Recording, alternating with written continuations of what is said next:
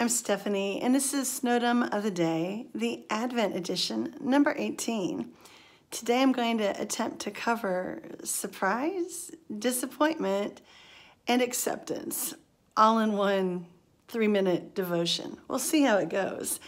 But first, I want to show you this jade tree. This is a jade tree that we've been caring for a long time. Do you see what surprise does? A few years ago, I noticed what I thought was mildew on the jade tree. And I was like, oh, how did that happen? How am I going to get all this mildew off this jade tree? When I got closer, I realized there was a cluster of blooms on the plant. The next year, there were 2 or 3 clusters. This year, the whole plant is covered with blooms. It's a real surprise. It's a present. I didn't even know that jade trees bloomed the first time that they did this. It's a real treat.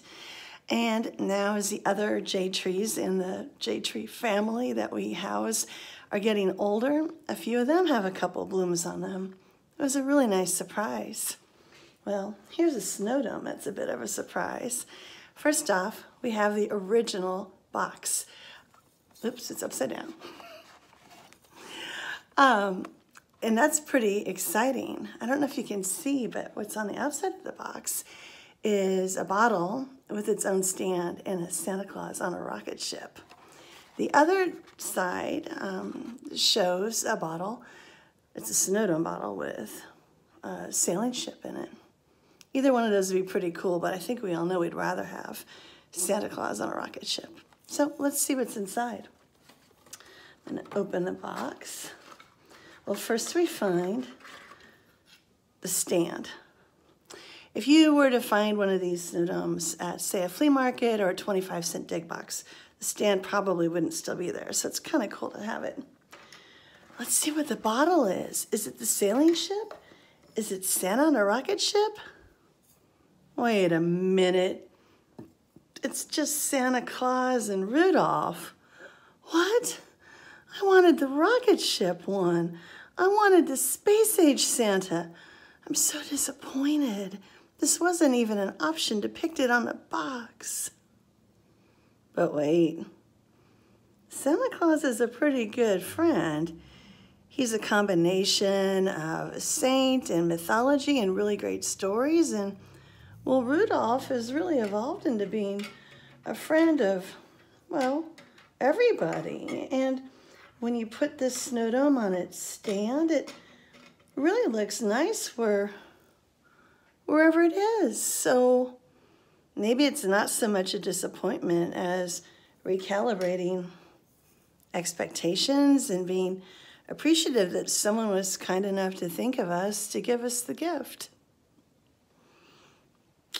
I'll admit, when I pulled the snowdome out of the collection to show you, I assumed that it was Santa in the rocket ship. And there are a couple Santa rocket ship domes and at least one in an alien ship in the collection with 250 Christmas domes. How could there not be?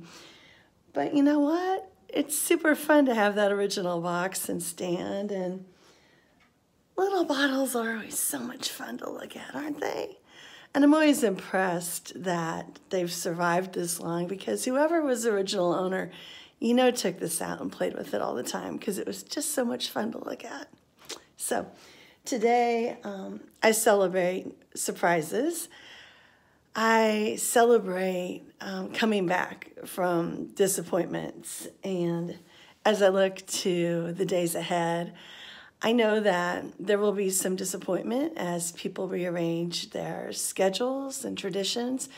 But I live in the hope that we will be surprised by what we find ahead, partly because we know that God is with us, and that when we're open to the moving of the Spirit, that's when we can discover that the new ways don't have to be bad ways, and that we are still connected to one another and to our faith, no matter what of the details and the traditions are disappointing. And it's okay to honor the disappointment.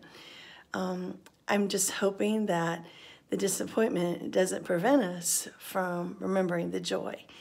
And I certainly intend to celebrate the joy of the retelling of the story of Christ's birth and the truth that we retell and that we hold in our heart that God is with us. May you find surprises in the midst of your life this week and in all the days to come. Amen.